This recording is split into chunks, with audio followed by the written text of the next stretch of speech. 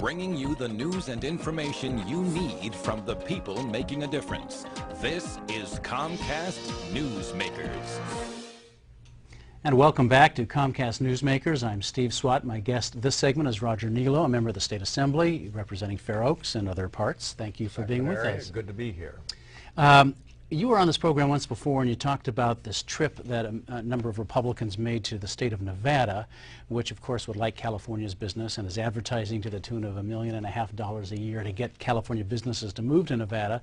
And you talked about how burdensome regulations in California are forcing California businesses out of state. And at the time, a lot of people thought and said this was really anecdotal. But now you've got some hard numbers from a recent report. Yeah, either fortunately or unfortunately, we have some real information to work with that kind of proves the case. And so it's ammunition for other states, but it's information for us.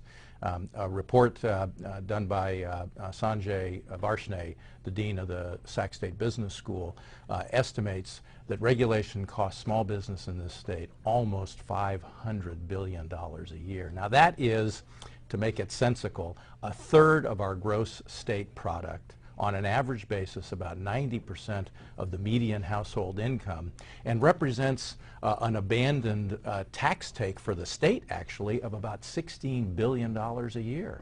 It's remarkable. I think the report also said something like 3.8 million jobs have been lost. That's correct. Yeah. Critics would say, or others would say, that one man's burdensome regulation is another man's or person's consumer protection. Well, of course. Of course. We do these things to protect with good intentions, and frankly it's all too easy, because when we're considering these things we really think of the big businesses, and it's easy to give untoward motivations to the Walmarts and the Enrons, or for some people it is, but over 90% of the business activity in this state, the employment in this state, is done by small businesses. We're casting out tuna nets and we're catching a bunch of dolphins.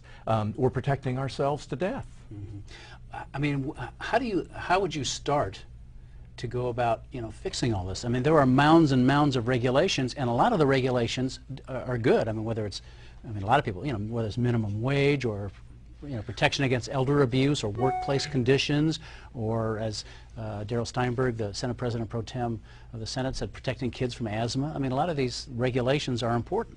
And those things all sound very good, and I'm not here to question them, nor am I suggesting we eliminate regulations. But there isn't anybody that can take any one of those regulations and say, okay, here's the benefit and here's what it costs. That's really all the report begs, is that we have some cost-benefit discipline in the way that we produce regulations. And, would it make sense to involve small businesses when we design regulations, when we establish them? A bill authored by Senator Rod Wright, which I have co-authored and a number of others have, would demand just that. We should probably sunset regulations, so we have to justify them when they're renewed. It probably would be a good idea to do away with the perverse system of allowing the agencies that impose fines to be able to keep them themselves. Have that go to the general fund. There are many things that we can do to still provide the protections, but justify them and make sure that they're justified on an ongoing basis. Of course, the regulators are such an entrenched bureaucracy in California. Making progress is going to be difficult, wouldn't you think? Well, the forces of the status quo always resist change. But when it costs $500 billion a year, I think we ought to slow down and say, now, wait a minute, does this really make sense? All right. Well, Roger Niello, member of the State Assembly from Fair Oaks, thanks for coming in and talking about this very topical issue and very interesting issue. Thank you. And thanks to our viewers for watching Comcast Newsmakers. I'm Steve Swat, and we'll see you next time.